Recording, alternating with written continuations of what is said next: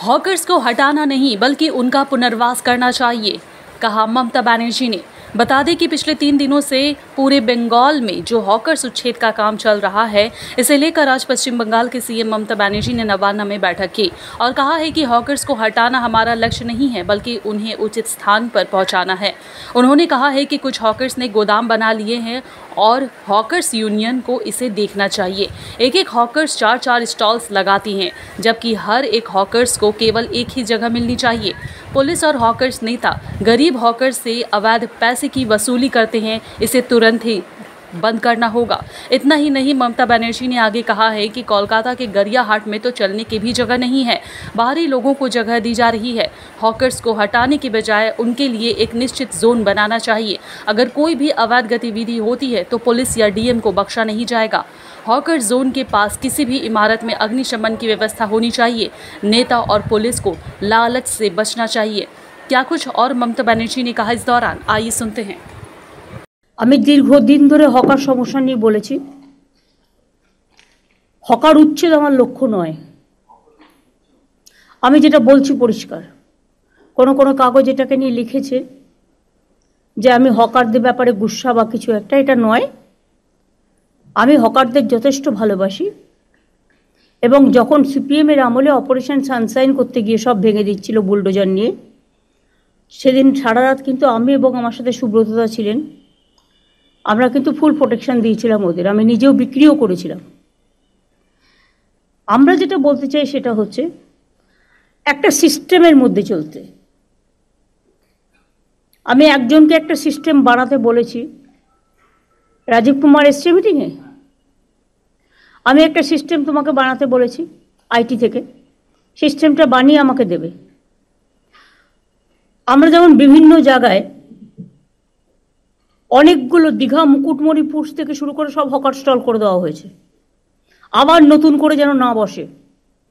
এটা ডিএমদের দেখার দায়িত্ব। আর কোনো নেতা যদি করে ইন্ধন, তাকে অ্যারেস্ট করে নেবেন সঙ্গে সঙ্গে, সে যে দলেরই নেতা হোক। কোনো পুলিশ যদি করেন, আমি পুলিশকেও কিন্তু অ্যারেস্ট করিয়ে দেবো। ওপরতলার পুলিশ তাকে অ্যারেস্ট করবে। কারণ রাজ্যের আইডেন্টিটিটা যদি আপনারা নষ্ট করে ফেলেন, কোটি কোটি টাকা দিয়ে আমরা বিউটিফিকেশন ডেভেলপমেন্টের কাজ করছি, আমি তো আপনাদের বারণ করিনি। কারণ হকারিটাও মনে রাখবেন একটা ব্যবসা। তাদের সংসারগুলোই বা চলবে কী করে? তাদের পরিবারগুলোকেও চলতে দিতে হবে। সুতরাং যেটা আমাদের করতে হবে সেটা হচ্ছে, ইভেন কোভিডের সময়ও আমরা প্রায় 7,673 জন হকারকে 2,000 টাকা করে দিয়েছি।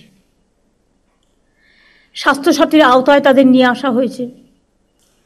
কিন্তু রাস্তা, ফুটপাতে হকার এনক্রোচমেন্টের পুরো ফুটপাতটাই যদি দখল হয়ে যায়, অ্যাক্সিডেন্ট বাড়ে, লোক চলতে পারে না।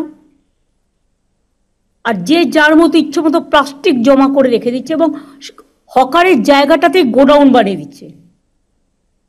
এটা তো হকার ভাই বোনেরা যারা আছেন, হকার কমিটির যারা আছেন, তাদের দেখা উচিত। আমি আমার ব্যবসাটা করব, আমার স্টলটা ভালো করে চলবে, কিন্তু স্টলের পাশে গোডাউন বানিয়ে দেওয়ার কোনো অধিকার আপনার নেই।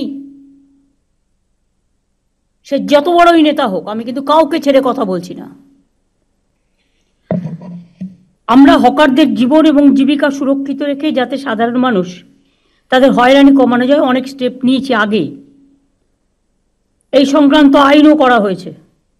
West Bengal urban street vendors protection of livelihood and regulation of street vending rules 2018 করা হয়েছে।